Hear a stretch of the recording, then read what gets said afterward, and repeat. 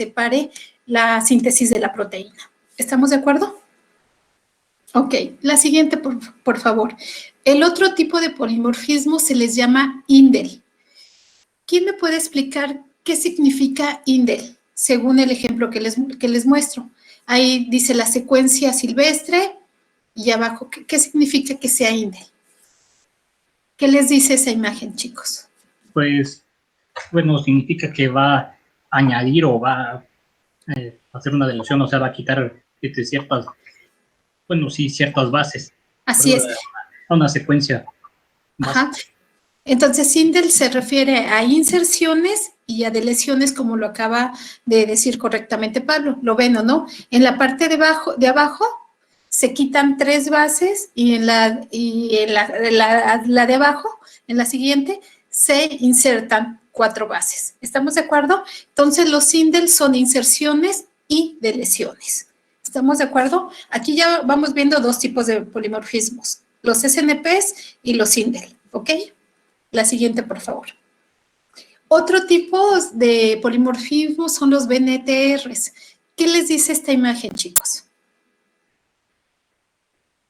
Que son secuencias largas o no repetidos. ¿Qué les dice? Están marcados con rojo. Porque aquí solo se va a agregar, ¿no? Se van a repetir, ¿o no? En la primera, si se dan cuenta que la secuencia es, lo que se repite es SAT, y se vuelve a repetir esa secuencia varias veces, ¿o no? Por eso son repetidos en tándem. En la primera son 3, en la siguiente 4 y así sucesivamente.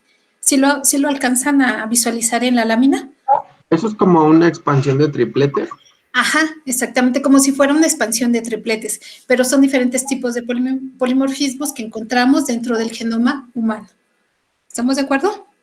¿Sí? Pero ¿estás de acuerdo que en esta expansión de tripletes, bueno, en la expansión de tripletes hay más de 300 copias? Aquí no hay tantas copias, o sea, sino simplemente son repetidos de secuencias.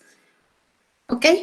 Entonces, dentro de los cromosomas, pues tenemos diferentes tipos de repetidos y eso nos hace, por ejemplo, que nuestro grupo sanguíneo sea diferente entre cada individuo, precisamente por el tipo de polimorfismos que tenemos. ¿Estamos de acuerdo? Ok. La siguiente, por favor. ¿Quién me puede decir las características del DNA mitocondrial, que también lo vimos la clase pasada? ¿Y qué tipo de polimorfismo creen que se presenta en este DNA mitocondrial?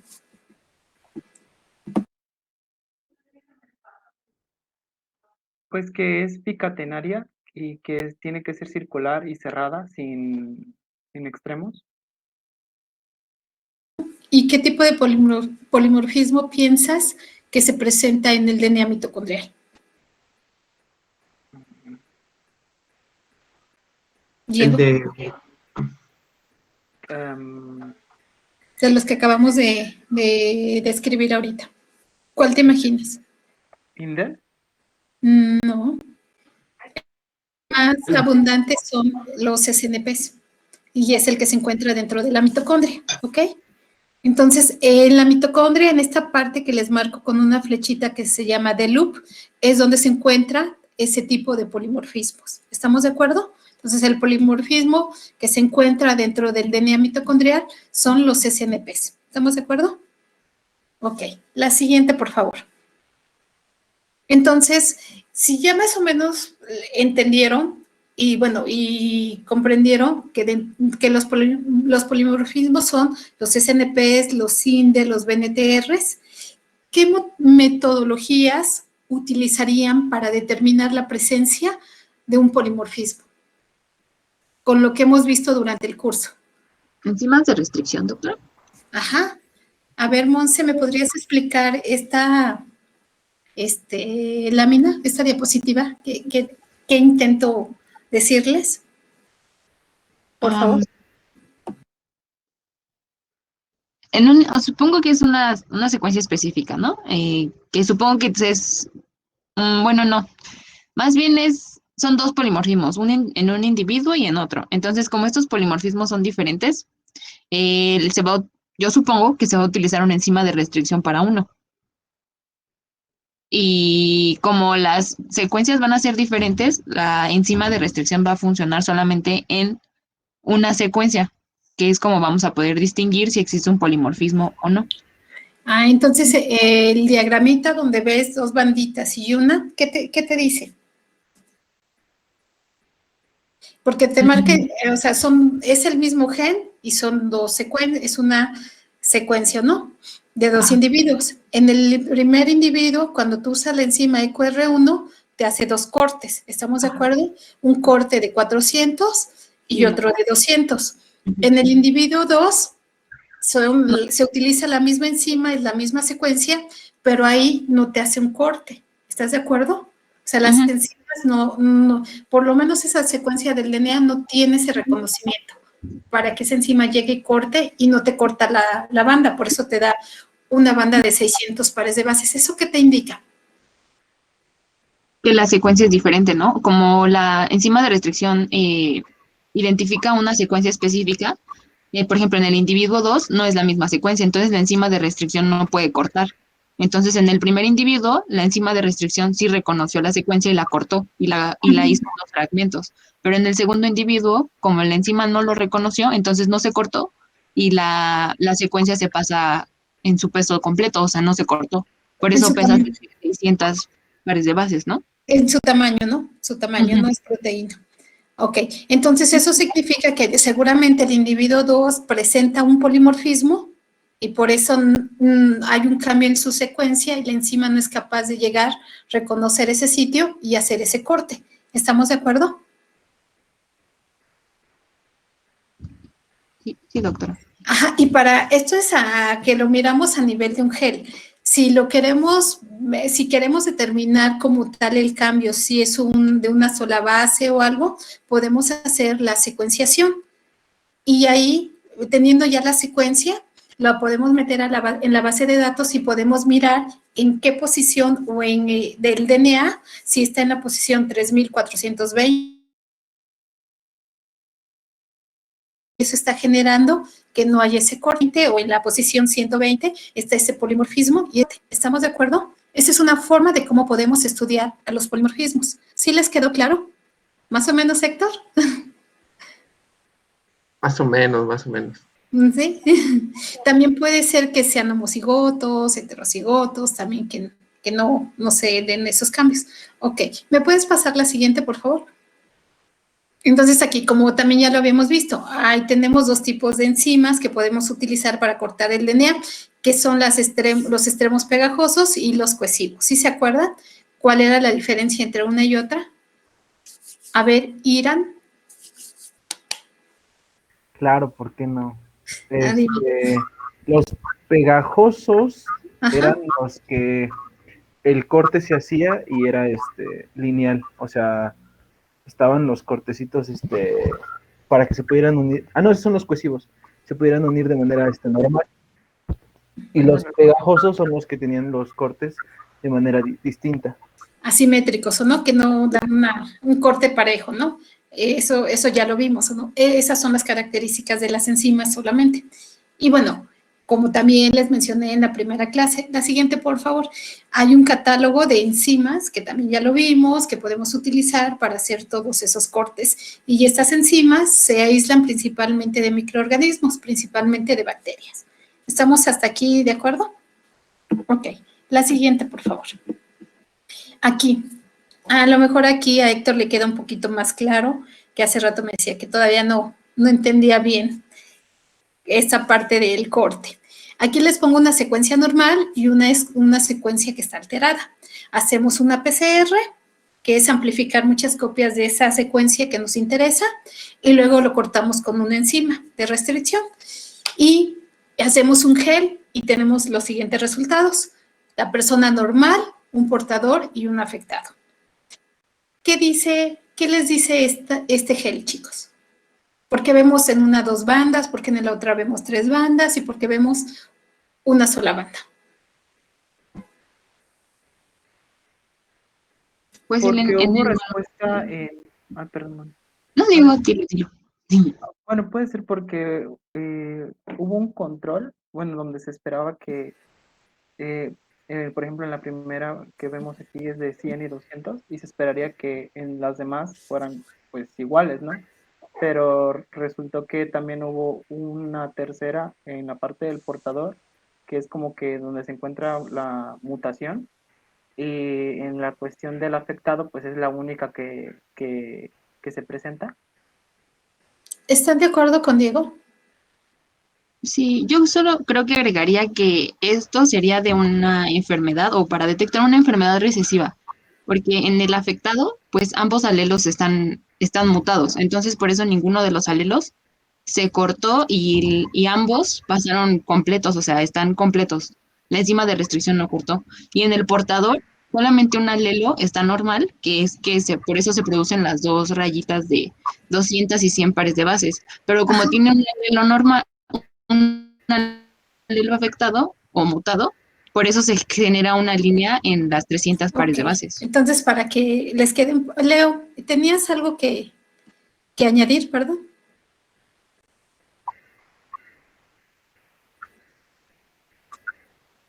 Entonces, bueno, para explicarlo un poquito más. Normal se refiere a un paciente que no tiene la enfermedad, no es un control, Diego. Entonces, ¿qué significa?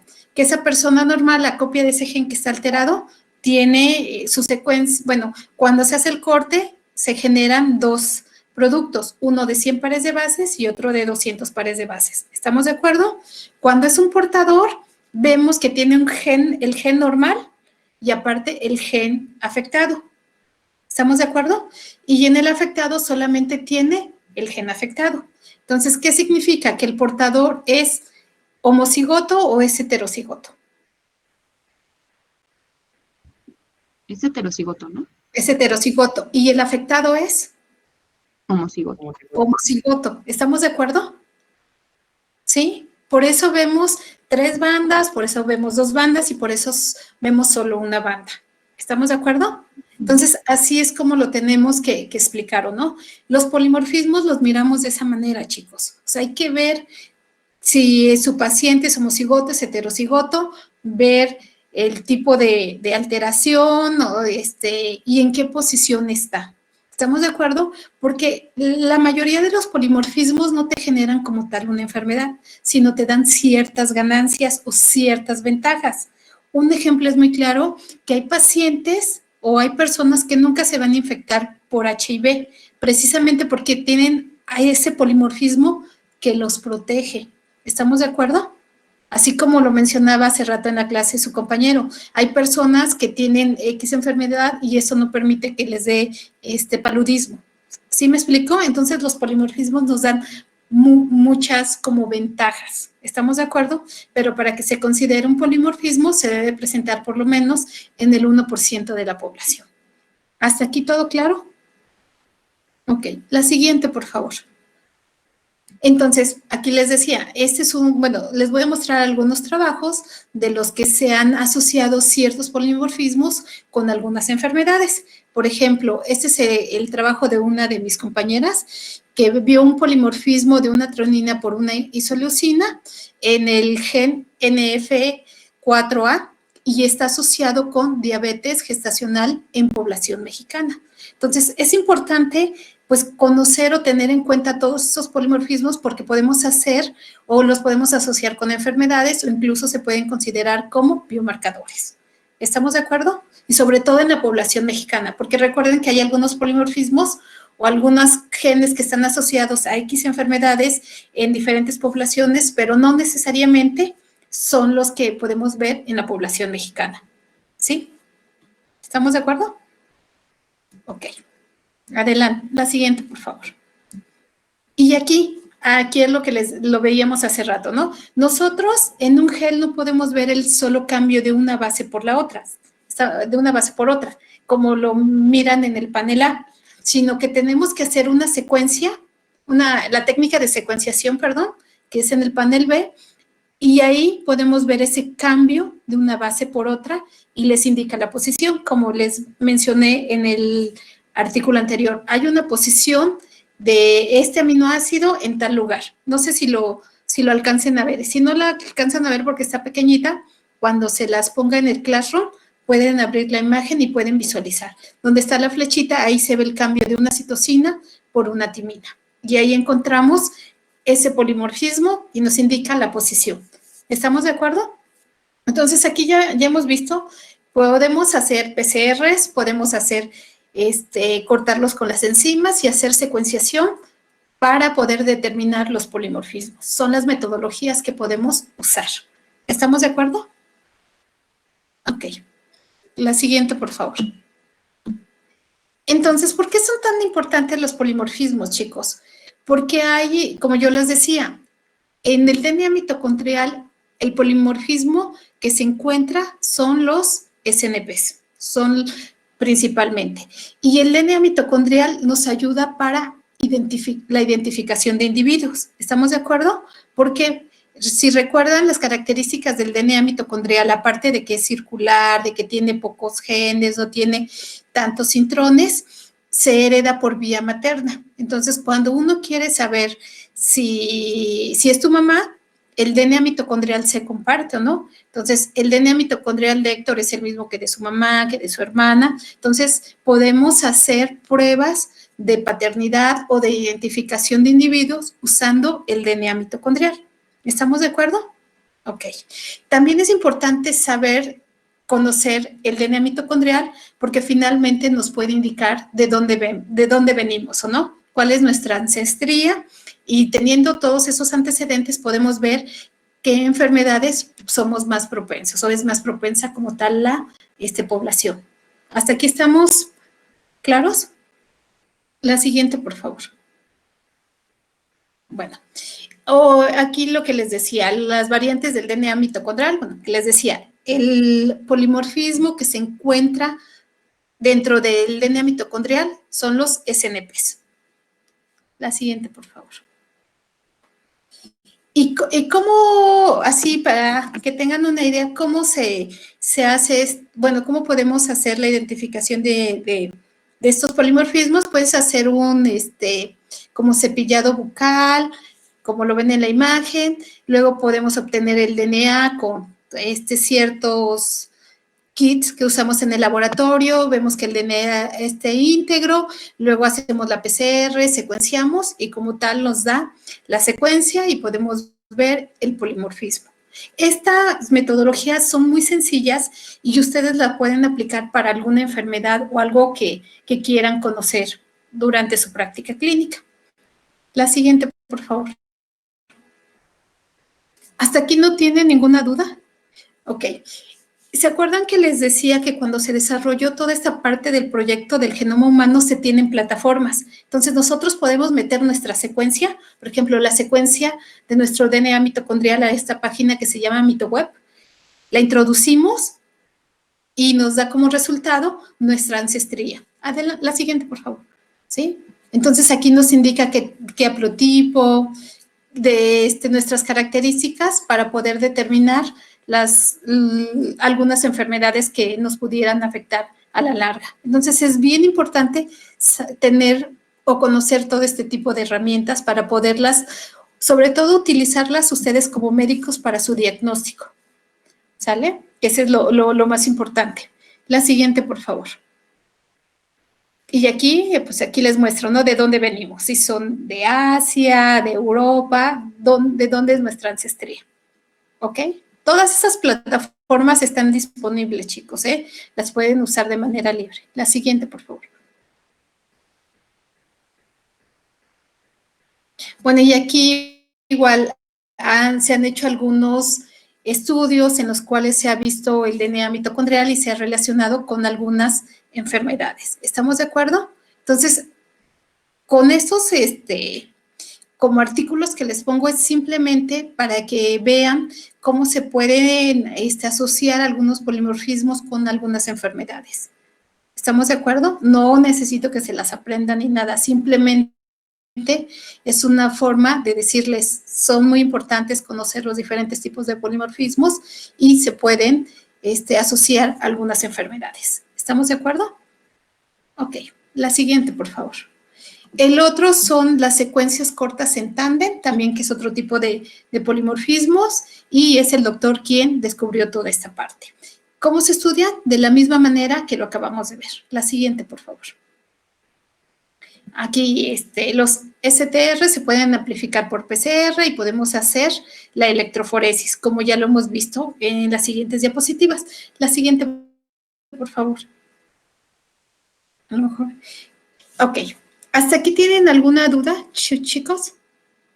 Está muy sencillo, ¿no? Lo que es toda esta parte de polimorfismos. Pero ¿cuál es la aplicación de los polimorfismos? Como les decía, es para la identificación de individuos. ¿Estamos de acuerdo? Para eso se utiliza. Y ya hay kits comerciales en los cuales nosotros podemos hacer la identificación. Uno es el que les muestro que detecta 16 CTRs usando una PCR multiplex, como lo ven en la diapositiva, y cada uno de los genes están marcados de colores para poder hacer la identificación. ¿Me puedes pasar la siguiente? Entonces, ¿qué es lo que se recomienda, chicos? Cuando se hace la identificación de individuos es que se tenga un gran número de autosomas para que la identificación sea un 99%, que no tenga errores, ¿o no? Porque tú no le puedes decir a un papá, pues creo que es un medio hijo, o no, o sea, ¿es su hijo o no lo es? ¿Estamos de acuerdo? Aquí no hay mitades, o lo es o no lo es. Por eso, hacer la identificación de individuos por autosomas genera muchos, como que errores o muchos falsos. Lo que se recomienda es hacerlo mediante el DNA mitocondrial. ¿Estamos de acuerdo?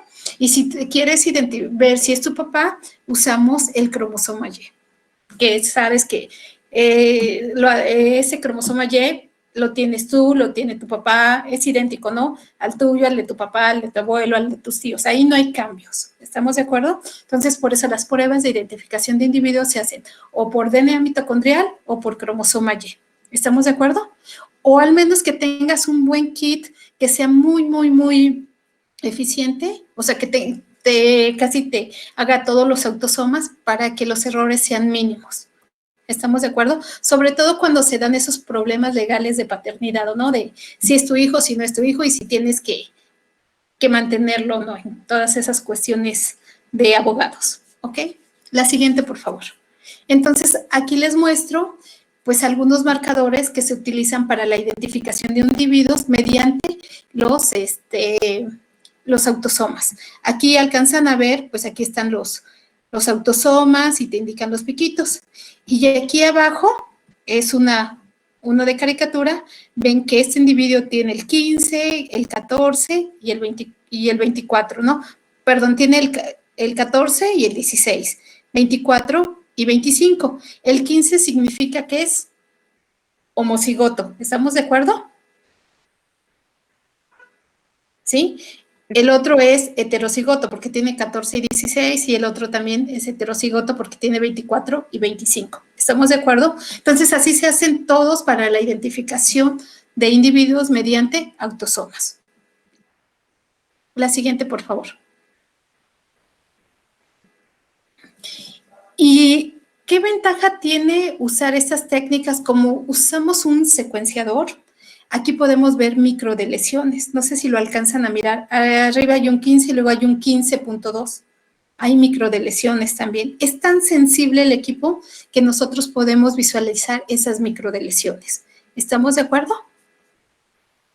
Ok. No se me duerman, no pongan cara de... No sé de qué está hablando la profesora, está loca. La siguiente, por favor. Ok, bueno, los CTR son para los autosomas, que es lo que les decía, mientras más autosomas identificamos, la probabilidad es mejor, ¿o no? No se cometen tantos errores. La siguiente, por favor. Y aquí a lo mejor, bueno, yo no lo alcanzo a visualizar mucho porque lo veo pequeño, seguramente ustedes tampoco, pero este es un ejemplo, ¿no? Un ejemplo de que está el papá, sus hijas y la mamá, y aquí vemos cuáles son los autosomas que su papá o su mamá le heredó a las hijas. Esto se los dejo de tarea para que ustedes lo revisen así, grandote, lo vean, y si tienen alguna duda, lo vemos el martes, que ya lo puedan visualizar un poquito. ¿Qué es lo que nosotros hacemos? Pues es darles como tal los piquitos y ver si es el 13, el 14 o si lo comparten, si es homocigoto, heterocigoto, las hijas, ¿o no? Y la tablita se refiere a los autosomas, y si es 13, 14, si tiene el 31, el 32. ¿Estamos de acuerdo? Es sacar estos datos que vemos en la imagen y pasarlos a una tabla, que a ustedes es lo que les dan como resultado como médicos, ¿o no? Pero es importante que ustedes puedan o sepan interpretar estos estudios, porque si alguien comete un error a la hora de transcribir, pues ahí, y no lo saben leer como médicos, si se van a nada más a lo que les dicen, pues ahí hay problemas, ¿o no? Entonces es bien importante que lo puedan ver. La parte de arriba y la de abajo son los papás y lo de en medio son los hijos. Entonces ver cuáles son los que le heredó papá o mamá y si es homocigoto o heterocigoto, para poder decir si efectivamente es tu hija o no es tu hija. ¿Estamos de acuerdo? Esto es por autosomas. La siguiente, por favor. Bueno, y aquí igual está otro ejemplo, aquí lo ven un poquito más grande, padre, hija y madre. Y aquí ven, ¿no? Si es homocigoto, es heterocigoto. También dense la tarea, por favor, de revisar estas imágenes más grandes para que lo puedan comprender. ¿Ok? Que estas son todas las pruebas que les digo que se hacen para la identificación, para las pruebas de paternidad, para saber es tu hijo o no. ¿Ok? La siguiente, por favor. Entonces, también lo que les decía que para ver si es tu hijo o no, podemos hacer la prueba por el cromosoma Y, ¿no? Que el cromosoma Y lo comparte, pues, el papá, el hijo, el abuelo, los tíos, los hermanos. Igual. También hay bases de datos donde tú metes la secuencia de tu cromosoma Y también vemos tu ancestría y las posibles enfermedades. Con todas estas metodologías que se han hecho, se ha asociado algunas alteraciones del cromosoma Y con la azoospermia, con problemas de infertilidad. Entonces, vean la importancia de poder estudiar todos estos tipos de polimorfismos y poderlos asociarlos a diferentes enfermedades. La siguiente, por favor. Igual aquí hay perfiles de cromosomas y están de acuerdo que aquí pues deben de ser idénticos. Aquí no hay que uno me lo heredó mamá, otro papá. O sea, tiene que ser idéntico el de papá, el hijo, el abuelo, de toda su rama, ¿o no? Y están de acuerdo que nosotros no podemos hacer una prueba de identificación de un hermano con una hermana mediante el cromosoma Y, porque no hay forma, ¿no? Tiene que ser entre hermanos, entre papá, hijo, entre abuelo o tíos, porque eso siempre se conserva. ¿Estamos de acuerdo? Entonces, ¿qué es lo recomendable? ¿Quieren una prueba de identificación? ¿Es un niño? Háganse un cromosoma Y. Y si no, el DNA mitocondrial. ¿Estamos de acuerdo? ¿Hasta aquí, chicos, tienen alguna duda? ¿No? Para colocar, bueno, ¿cómo se van colocando? O sea, si siempre van en los extremos van a estar, por ejemplo, padre y abuelo, y los de medio los hijos, o va variando. No, es que depende de la prueba con quién la hagas. Si la haces con tu papá, o sea, no vas a hacer una prueba y vas a hacer papá, hijo, hermanos y tíos. O sea, lo puedes nada más comparar con por ejemplo, tu papá y tú, o tu tío contigo, tu hermano y hermano, porque ahí siempre se conserva. No debe de haber cambios, Diego. Ok. Uh-huh.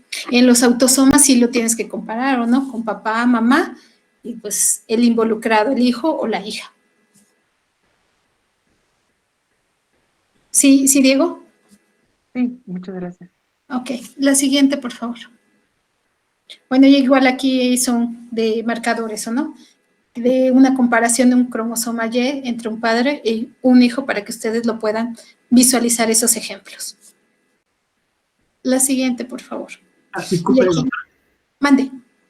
Por decir, en la imagen anterior, entonces prácticamente tenemos que comparar el cromosoma del padre con el hijo. Por ejemplo, aquí es un 15, creo, tiene que ser igual al del hijo.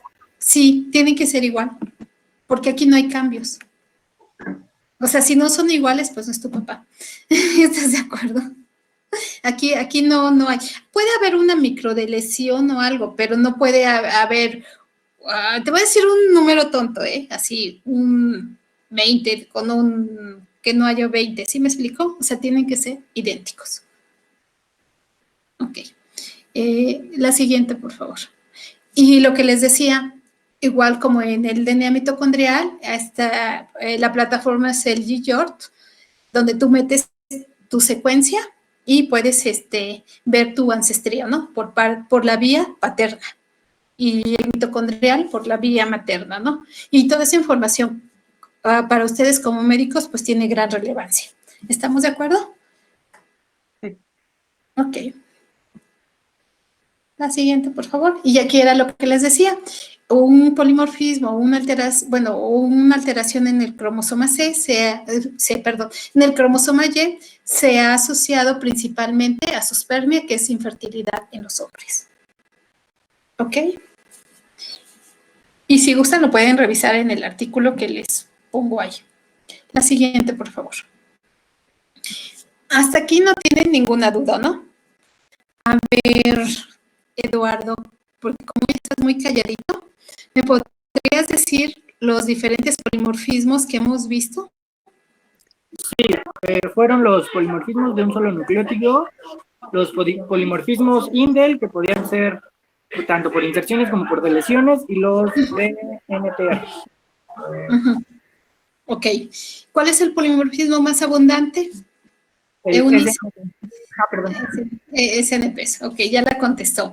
Eunice, ¿cuáles son las metodologías con las cuales mediante las cuales podemos hacer la identificación de polimorfismos? Por una secuenciación, principalmente si es un cambio de base, o en los gelecitos que nos había mostrado en una diapositiva cuando ya son como más significativos y pues las enzimas de corte lo muestran. Ok, gracias. Entonces ya vimos esa parte. Hay otra metodología que nosotros podemos utilizar para hacer la identificación de los polimorfismos, que son los RAP, que son amplificados polimórficos de ADN al azar. ¿Qué significa que sea esto? ¿Qué les dice esos amplificados polimórficos de DNA al azar? Y aquí en la diapositiva les digo. ¿Qué les dice eso? ¿Qué significa? ¿O cómo lo entenderían ustedes?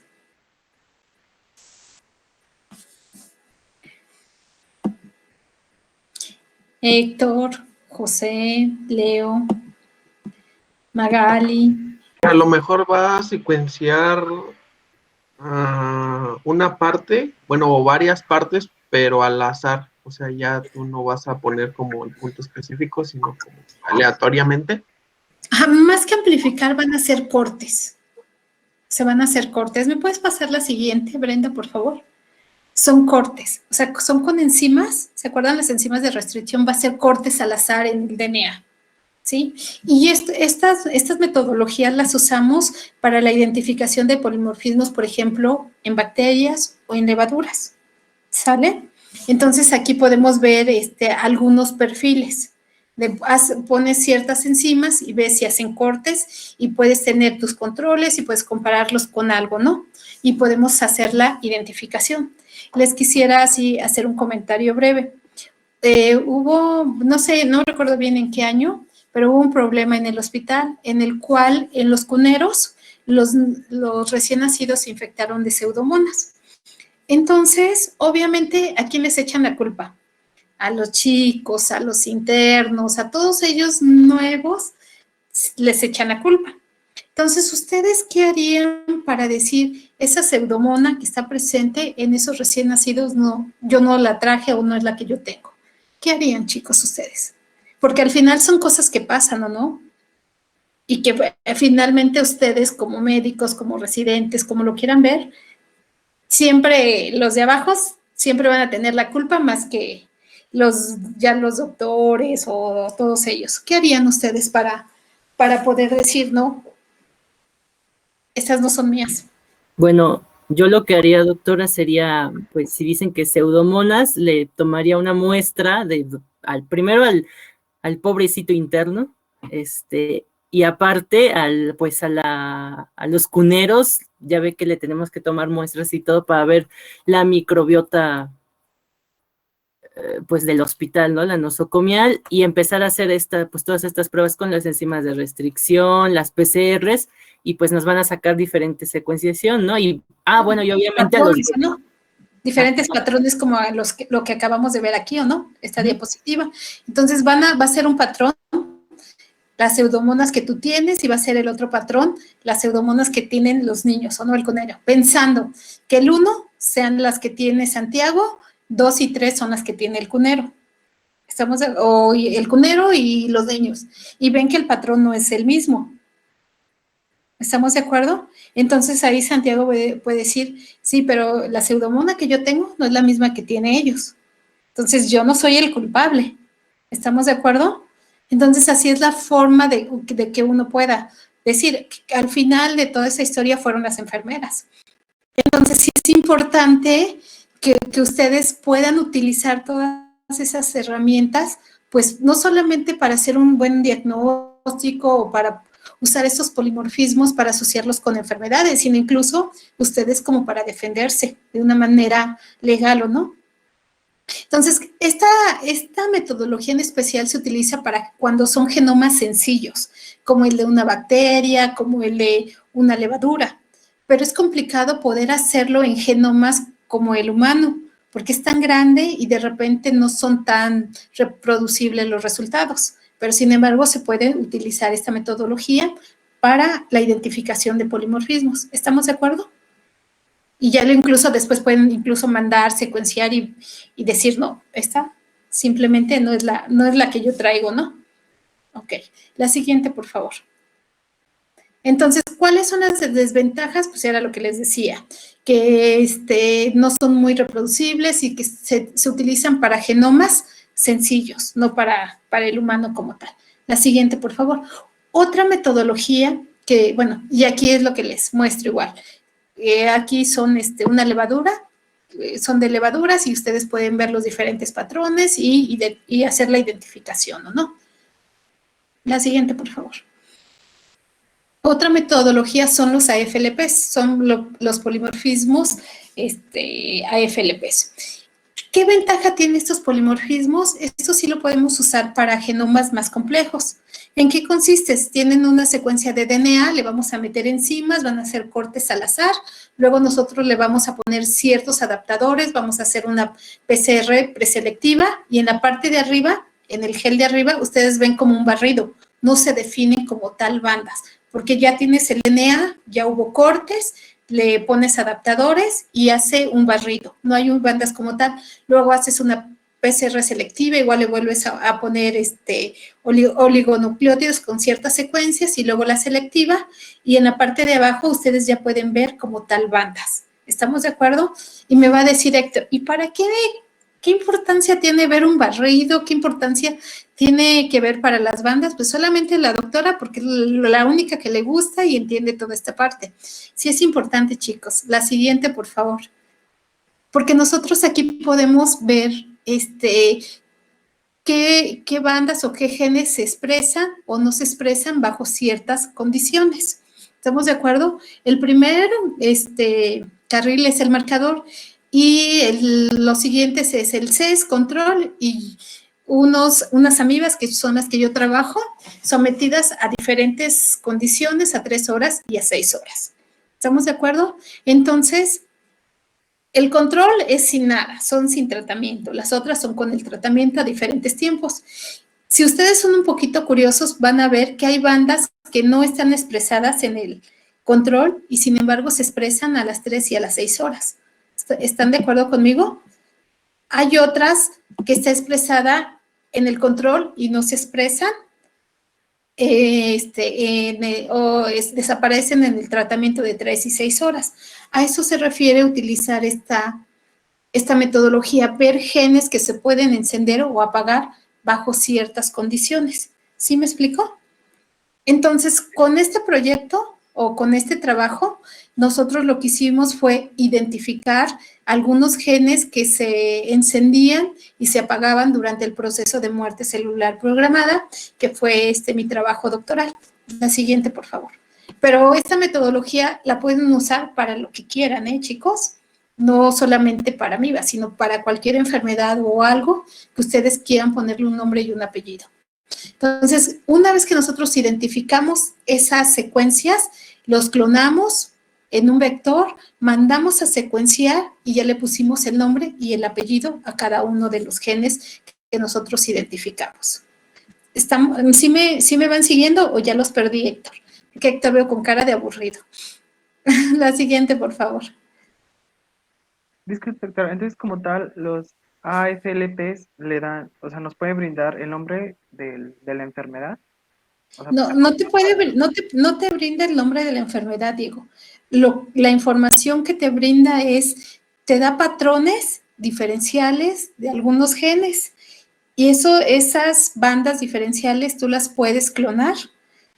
Una vez que las clonas, las puedes mandar a secuenciar, las metes dentro de las bases de datos y pensemos en una enfermedad que tiene una alteración, no sé, en los genes relacionados con la glucogénesis. Entonces te va a dar esos genes relacionados y ya tú puedes ver qué enfermedad o si es una enfermedad nueva y poderla asociar a esa enfermedad. ¿Sí me expliqué, Diego? sí, gracias. ¿Sale? Entonces, lo que nosotros pensábamos que pudiera haber, se pudiera estar presentando ese fenómeno de muerte celular programada en las amibas, pero no teníamos esa certeza. Con estas herramientas y teniendo esos productos ya purificados, clonados, lo metimos a la base de datos y el resultado fue el siguiente. Y aquí les pongo las bases, el NCBI, Tiger, Patema. La siguiente, por favor. Y ahí nos dio como tal este artículo. Nosotros identificamos los genes que se expresaban durante los genes proapoptóticos y antiapoptóticos durante la muerte celular programada en el parásito que nosotros estudiamos. Y ustedes pueden hacerlo ya sea con una enfermedad nueva o con algo que ustedes tienen toda la sintomatología, pero no saben en sí qué es. No sé si me expliqué. Diego, Monse, ¿sí les quedó claro?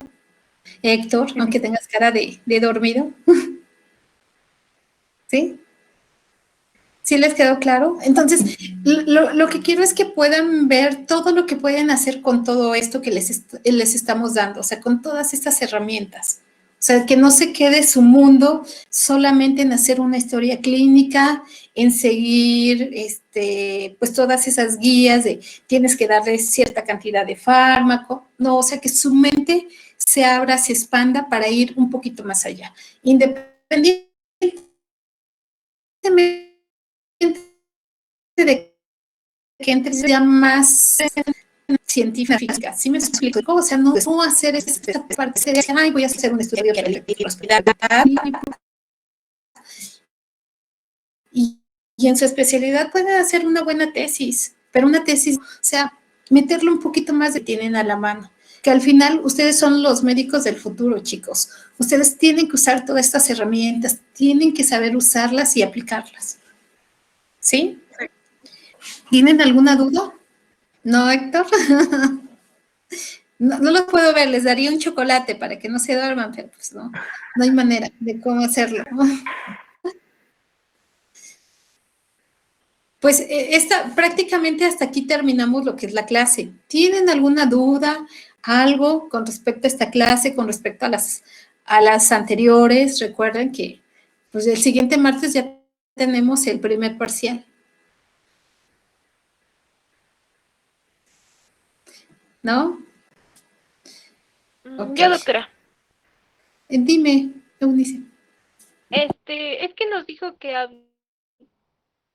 las BNTRS y las STR eran secuencias que se repetían, pero la diferencia entre una y otra, ¿cuál sería?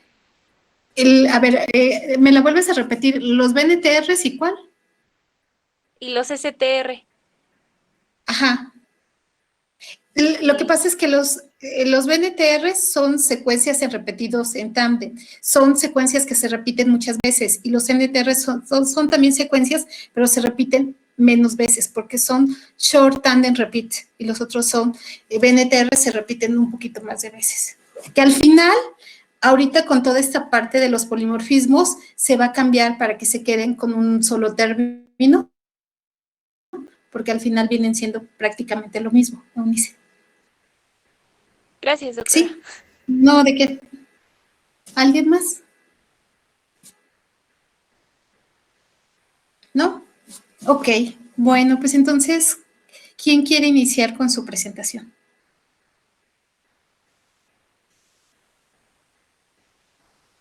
No se duerman. Gracias, Monse.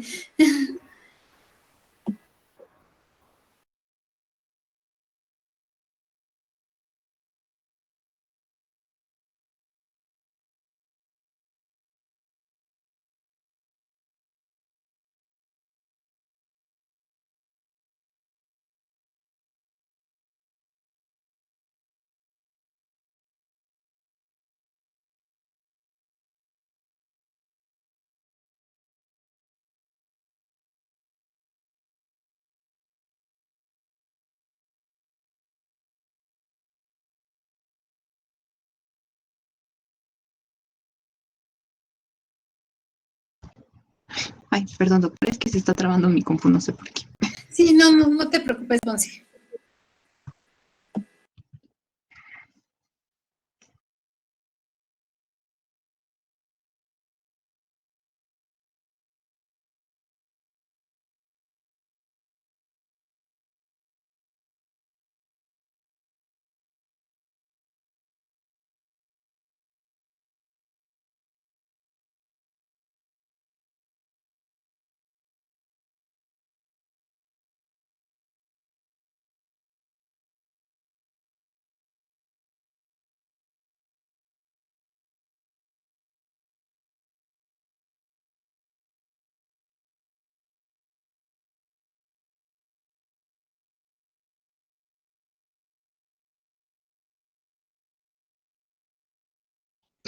Ya se ve la presentación. Sí. Ok. Listo. Bueno, yo elegí el tema tiene más que ver con el tema de dermatitis atópica y ictiosis vulgar, que va a ser en específico la presentación se trata de un polimorfismo, bueno, de dos polimorfismos que se presentan en el gen de la filagrina y que para la ictiosis vulgar, van a ser prácticamente el que origina la enfermedad, y para la dermatitis atópica va a ser un factor predisponente y un factor que determine la gravedad de la enfermedad. Entonces, pero me voy a centrar más en la dermatitis atópica. Bueno, doctora, al principio de la expo le puse como una intro de polimorfismos. ¿Quiere que me la salte? Porque realmente pues es lo que usted nos dijo. Como gustes, Monse, no hay problema. Bueno. Bueno, en sí, ya nos habló la doctora un poquito, bueno, a grandes rasgos, qué es un polimorfismo, y pues van a ser pues diferentes formas que se pueden presentar en un gen. Bueno, en el artículo de donde saqué esto, hablaba de de varios tipos de polimorfismos, pero ya en concreto polimorfismos génicos y polimorfismos genéticos. Los polimorfismos génicos, pues sabemos que los polimorfismos son las variaciones que se pueden presentar en la secuencia del ADN, pero sabemos que el ADN pues tiene regiones codificantes y regiones no codificantes. Entonces, en los polimorfismos génicos van a ser polimorfismos que se encuentran en las regiones codificantes del genoma humano. Es decir, estas partes del genoma que codifican proteínas. Y los polimorfismos genéticos van a ser lo contrario, polimorfismos que se encuentran en regiones no codificantes del genoma humano. Y aquí solamente puse lo del single nucleotide polymorphism porque no encontré el del Indel, o bueno, el que se presentaba por deleciones y por inserciones. Pero pues la doctora ya nos habló de ellos. Y otra forma como de clasificar los polimorfismos también es polimorfismos fisiológicos y polimorfismos patológicos. Los polimorfismos fisiológicos pues van a ser esos que no se asocian a una patología. Y estos polimorfismos fisiológicos, van a ser de interés se estudian porque son de interés en los estudios de identificación de individuos, estudios de identificación criminales, los estudios de biológicos de paternidad. Aquí pues entrarían lo que son los BNTRs y los Short Tandem Repeats, porque pues estos no, como tal, no se asocian a una patología, simplemente son polimorfismos que nosotros encontramos en nuestro genoma y que van a diferir entre personas. Entonces nos van a ayudar a saber de dónde venimos y si queremos averiguar la paternidad de entre dos personas. Y los patológicos, pues por el contrario, van a ser polimorfismos que sí se van a asociar a una patología y que si bien no pueden, no predisponen o no condicionan a una persona a fuerzas presentar una patología, como es el caso del gen de la filagrina en la dermatitis atópica, van a ser de interés en el campo de la medicina para el diagnóstico presintomático, ayudan al diagnóstico prenatal de enfermedades génicas y algo muy importante es que pueden ayudar en la determinación de riesgo de presentar alguna enfermedad y también en saber cómo va a ir evolucionando esta enfermedad. Los polimorfismos génicos, que son los que no, los que se encuentran en las regiones codificantes del genoma, pueden o no expresarse en el fenotipo de la persona. Cuando un polimorfismo génico afecta una región del ADN que es el que está en la región del ADN codificante, pues da una alteración fenotípica, la mayoría de las veces va a ser perjudicial y nos va a condicionar a una patología.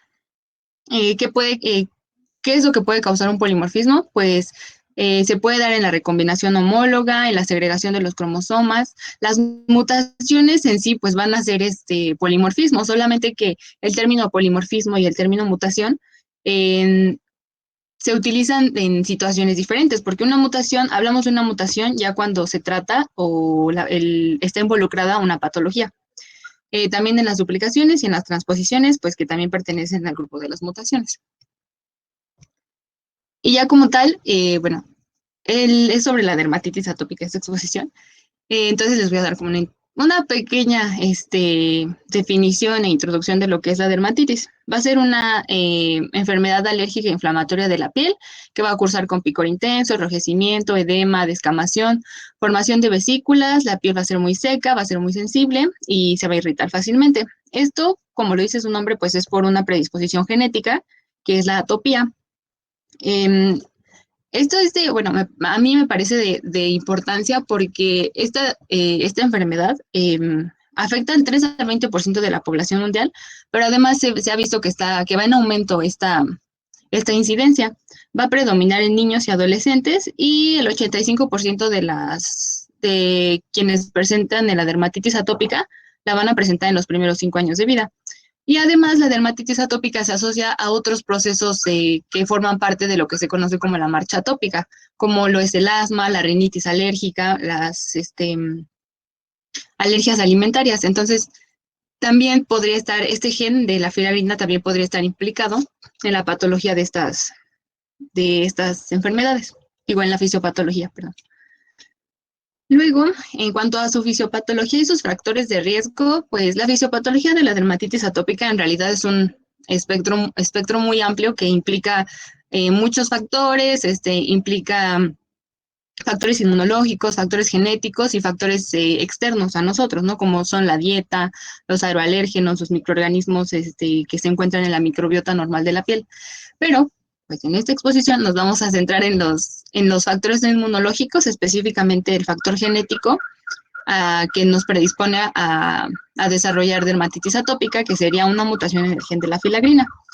Las mutaciones en el gen de la filagrina nos van a dar lo que es la piel característica del paciente atópico, que es una piel seca, que se irrita fácilmente, que tiene tendencia a presentar irritaciones o vesículas, como tal lo que es el eczema, ¿no?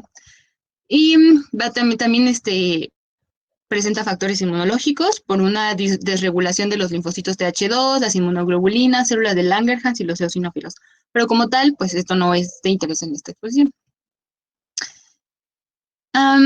Y a manera de muy general, pues el cuadro clínico, el diagnóstico de la dermatitis atópica es completamente clínico. Entonces, existen criterios como los criterios de Hanifin y Rajka para el diagnóstico de esta enfermedad, en donde tenemos criterios mayores y menores, y muy general, pues los criterios mayores son el prurito, la morfología y distribución característica que va a venir en función de la edad del paciente. O sea, es decir, que la enfermedad se va a manifestar de manera diferente en niños, en adolescentes, en adultos y en adultos mayores. Y los criterios menores, pues tenemos la cerosis, pueden presentar ictiosis, quelitis, conjuntivitis recidivantes, y otros criterios pues que entran en el cuadro clínico de la dermatitis atópica.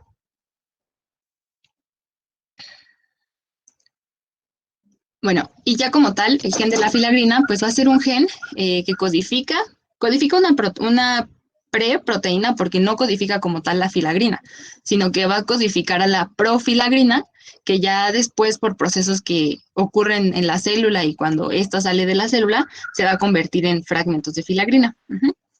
El gen de la filagrina se va a encontrar en el complejo de diferenciación epidérmica del cromosoma 1, específicamente en el locus, en el brazo largo del cromosoma 1, 1q21. Esto del complejo de diferenciación epidérmica, pues va a ser un conjunto de genes que se encargan, pues como le dice su nombre, de producir proteínas que se encargan de la diferenciación epidérmica, y la filagrina o la profilagrina, que es lo que produce este gen, se va a encontrar en este complejo. Entonces son todo un conjunto de genes. Y el gen de la filagrina pues es como de los más importantes porque es el que se encarga de, bueno, ahorita se los digo en sus funciones. La filagrina pues va a ser la proteína que se encarga del desarrollo de la barrera cutánea, y estudios recientes que es muy reciente la identificación de las mutaciones en este gen. Tengo entendido, bueno, en el artículo de donde lo saqué, pues decía que a partir del 2016 que fue que se identificó las mutaciones, fue que se asociaron a enfermedades como la dermatitis atópica y la ictiosis vulgar principalmente. Entonces, estos estudios son bastante recientes. En cuanto a la estructura del gen, pues vamos a tener que tiene tres exones. Y el exón 2 y el exón 3 van a ser los que codifiquen para la proteína. Y dentro del exón 3 va a tener estos como hexágonos, sí, son hexágonos. Cada uno representa una filagrina, porque como les digo, pues lo que produce es la profilagrina. Y esta profilagrina va a generar múltiples fragmentos de filagrina. Y ya como tal, la proteína filagrina, que es la funcional, tiene 324 aminoácidos y pesa 37 kilodaltons. Es un polímero de elevado peso molecular y va a ser una proteína rica en aminoácidos como serina, glicina, histidina, y es de carácter polimórfico porque este gen puede tener de 10 a 12 repeticiones de la filagrina, es decir, el exón puede codificar, o bueno, la profilagrina puede tener una como longitud que va a generarnos 10 filagrinas, 11 filagrinas, 12 filagrinas, y esto también nos determina qué también se va a desarrollar la estructura de la barrera cutánea. Bueno, ¿y cuáles son las funciones de la filagrina? Pues la filagrina la palabra filagrina viene de su función principal, que es la agregación de los filamentos de queratina. De ahí viene su nombre. Entonces, la filagrina se encarga de la agregación y la compactación de los filamentos de queratina en el estrato córneo, lo que nos va a dar que va a protegernos frente a agresiones externas a la piel. Entonces, también va a producir el factor humectante natural que va a evitar que se pierda agua transdérmica y la piel se mantenga humectada. Y también nos va a ayudar algo importantísimo en la piel, pues que tenga un pH ácido en la piel. Entonces, cuando hay algo también importante es que, pues como ayuda a la compactación de los filamentos de queratina, entonces hace que se genere el estrato córneo y nos da como aspecto de ladrillos y cemento, así decía en el artículo, que tiene el estrato córneo de la piel. Entonces nos protege o hace que la barrera cutánea tenga una buena estructura y la protección frente a agresores externos pues se dé de manera correcta.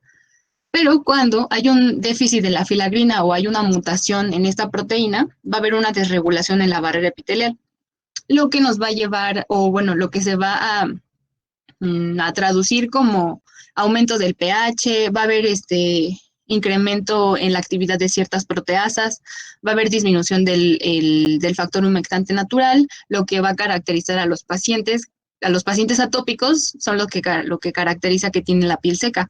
¿Por qué? Porque hay un déficit en esta proteína, entonces esta proteína no se está generando bien, la barrera epitelial no está funcionando bien, entonces hay pérdida de agua, hay aumento del pH, y al tener una desregulación de la barrera epitelial, pues conlleva a que también haya una desregulación en el sistema inmunitario, entonces también se genera como una pues una desregulación inmunitaria en donde las alergias o los alérgenos son más fáciles de entrar a la piel y pues se genera todo esto de la dermatitis atópica. Entonces, como tal, el déficit principal que nos produce la filagrina cuando está mutada, pues es la desregulación de la barrera epitelial. Algo característico, que de hecho es un factor muy que nos dice si una persona tiene una mutación en la filagrina, en el gen de la filagrina o no, es la hiperlinearidad palmar. Esa es una manita de un paciente que tiene ictiosis vulgar y podemos ver como sus líneas de la mano pues están demasiado marcadas, ¿no? Los surcos se ven como muy marcados. Esto es porque, pues igual la filagrina no funciona de manera correcta. Entonces, la hiperlinearidad palmar tiene un valor predictivo positivo de 71%. ¿Qué quiere decir esto? Que los pacientes que presenten, el 71% de los pacientes que presenten hiperlinearidad palmar van a tener una mutación en el gen de la filagrina. Entonces, pues, como vemos, es un factor o un signo muy característico de las personas que tienen una mutación en este gen. Y también se puede presentar en las personas que tienen dermatitis atópica. Y ya como tal, las mutaciones de la filagrina, recordando cuál es la localización de este gen, pues en el cromosoma 1, en el locus 1q21.3. Hay muchísimas mutaciones de la filagrina, sin embargo, no todas van a ser perjudiciales o no todas nos van a condicionar a tener dermatitis atópica o ictiosis vulgar. Son dos que se encuentran más frecuentemente y son las que se han asociado a estas enfermedades, que es la R500X, R501X y la 2282 del 4. Ahorita se las explico qué es cada una. Y estas mutaciones van a ser de pérdida de la función. Una va a ser de nonsense, o sea, la mutación va a tener, sin sentido, dermatitis atópica o un paciente nada más con factores para presentar dermatitis atópica tiene una mutación en la filagrina. Pues nos puede ayudar como factor de riesgo o nos puede ayudar como factor pronóstico. Es decir, en una persona que no sabemos si tiene la dermatitis, si tiene ictiosis, pues nos ayuda como factor de riesgo porque las personas que tienen mutaciones en este gen van a ser 4 veces más propensas a desarrollar dermatitis atópicas que las personas que no tienen una mutación en este gen. Y como factor pronóstico, es decir, en personas que ya sabemos que tienen la enfermedad y que aparte sabemos que tienen una mutación en la filagrina, se ha visto que tienen una enfermedad de inicio más temprano, hay mayor gravedad clínica, tienen mayor tendencia a persistir en la edad adulta, es decir, que la dermatitis atópica continúe durante la infancia y hasta la edad senil también la presenten, que es muy raro. Entonces, las personas que tienen mutaciones en la filagrina son más propensos a también presentar esta enfermedad cuando ya son adultos mayores. Tienen mayor incidencia de eczema herpético y tienen una mayor sensibilización alérgica, por lo que sus signos y sus síntomas pues, van a ser más graves.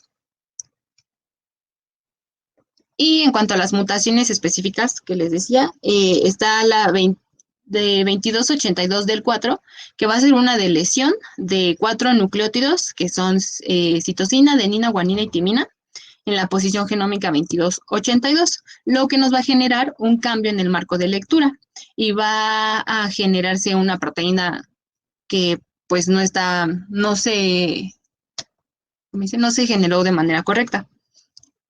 Por lo que la proteína no tiene función, no es funcional, la filagrina. Y tenemos también la R501X, que va a ser una transición en la que se sustituye una citosina por una timina en la posición genómica 501. Entonces se cambia el codón CGA por un codón TGA, lo que hace es que esta proteína, o bueno, la secuencia, se detenga antes. Entonces la filagrina va a ser una proteína más corta, no va a tener el tamaño que debería y pues no va a ser funcional. Y ya, doctora, eso sería todo. Muchas gracias, Monse. ¿Alguien tiene alguna pregunta para Monse? ¿O algún comentario? No, pero estuvo muy bien. Se me hace que ya están cansados, ¿eh? ¿Verdad, Monse? No, estuvo muy bien tu presentación, Monse. Muchas gracias. Bueno, chicos, como ya los veo que no quieren participar ni nada, vemos la siguiente clase, las dos presentaciones, o las vemos ahorita y nada más el siguiente martes tenemos el puro parcial. Si no, mejor la siguiente clase. Vemos las dos y nos masacra con el examen. O empieza con el examen y ya nos da... ¿Sí? Y ya nos damos la despedida de vacaciones. Sí, exactamente, que es... Luego vas a tener una semana de vacaciones. Ok, bueno, pues entonces el siguiente martes...